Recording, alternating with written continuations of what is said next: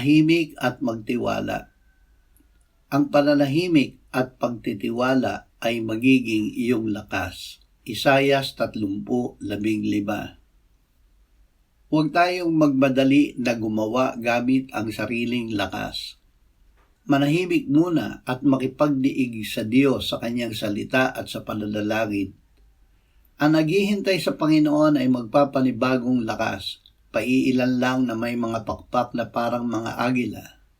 Tatakbo at hindi mapapagod, lalakad at hindi maghihina. Panginoong Hesus, Ikaw ang karunungan na bigay sa amin ng Ama. Sa aming kahinaan ay bigyan mo kami ng iyong lakas. Mananahimik muna kami at makikinig sa iyo upang sa aming paggawa ay kapangyarihan mo ang aming gamitin. Salamat na magagawa namin ang lahat ng bagay sa pamamagitan mo na nagbibigay sa amin ng lakas. Amen.